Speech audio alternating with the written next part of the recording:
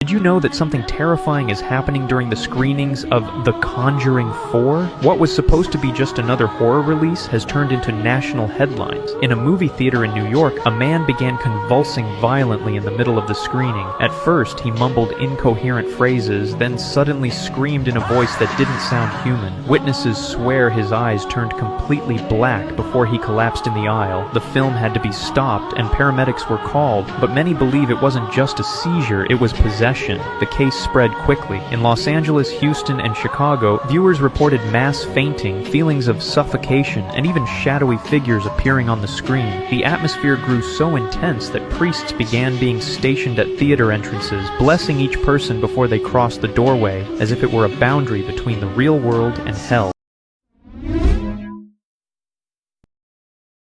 Did you know a man in the British Army was named the Unkillable Soldier by his own government? His name was Sir Adrien Paul Ghislain Carton de Villiers, and his story sounds like fiction, but it's entirely true. He received the Victoria Cross, the highest military decoration awarded for valor, in the face of the enemy, along with dozens of other prestigious honors for bravery and service. He fought in the Second Boer War, World War I, and World War II. He was shot in the face, head, stomach, ankle, hip, and ear, lost his left eye, and wore a black eye patch for the rest of his life. He also lost his left hand. He ended up with damaged fingers, ripping them off himself after the doctors refused to amputate them. He survived 2 plane crashes and while held in an Italian POW camp during World War II. He tried to escape by digging a tunnel. After his release in 1943, Winston Churchill personally sent him to China as a diplomatic envoy. After all of the things that happened to him, from losing an eye to ripping his own fingers by biting them off himself, Carton de Villiers remained remarkably upbeat, receiving multiple medals and being called the Unkillable Soldier.